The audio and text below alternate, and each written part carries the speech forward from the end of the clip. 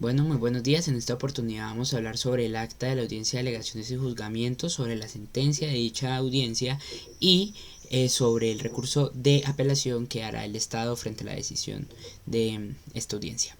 En este orden de ideas, tomamos la estructura de esta audiencia para el acta del artículo 182 del CEPAC. Lo primero que hicimos fue confirmar que nos reunimos en la fecha y la hora acordadas en la audiencia anterior y que se cumple con ese requisito. Después de eso lo que hacemos es dar como una aceptación de uso de datos de información, que aunque esto no lo dice el artículo, sí lo vimos repetido en varias actas que usamos como referencia, entonces nos pareció pertinente colocarlo. Seguidamente pues se hace una confirmación de asistencia de que las partes hayan asistido, y una vez confirmados los asistentes entonces empieza con ahí sí con el numeral 1 del artículo 182, que habla sobre escuchar a cada una de los alegatos de conclusión de las partes. Entonces primero se empieza con el demandante, se le da 20 minutos para hablar, se consigna pues lo que ellos dicen en el alegato de conclusión, que básicamente se apegan a la argumentación que ya antes habían nombrado, digamos controvirtiendo algunos de los argumentos que daba la parte demandada.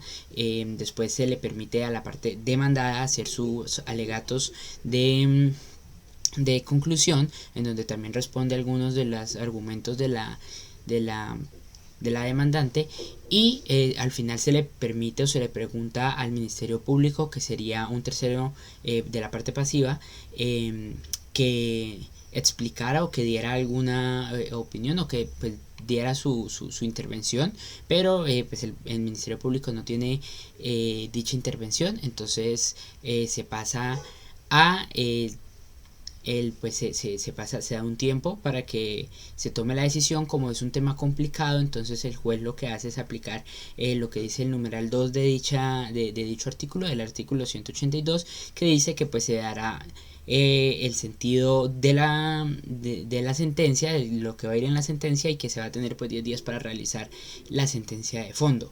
Si el caso fuera lo suficientemente difícil y se tuviera la justificación para que en esos 10 días tampoco se pudiese, entonces con una debida justificación y según el numeral 3 se pueden dar hasta 30 días para que el juez decida.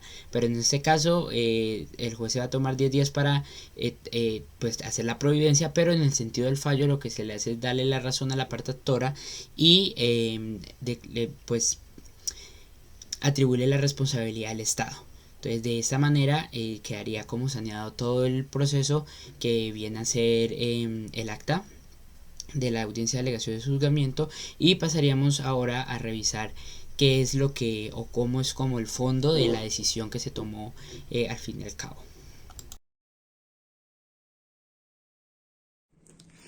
Nos ubicamos en la parte oral del proceso, en el que están las dos audiencias, la audiencia inicial y la audiencia de alegaciones y juzgamiento, que es la que estamos realizando en este momento. El juez primero administrativo del circuito de Cali es el competente para conocer de nuestro caso, y en esta audiencia va a proferir la sentencia. Según el artículo 187, que nos habla del contenido de la sentencia, nos dice que esta debe ser motivada, que en esta será un breve resumen de la demanda, la contestación. También será un análisis crítico de las pruebas para determinar cuáles son probadas y cuáles no dentro del proceso, igual que los hechos. También se hará un análisis crítico de los razonamientos legales, de equidad y doctrinarios que sean estrictamente necesarios para fundamentar las conclusiones.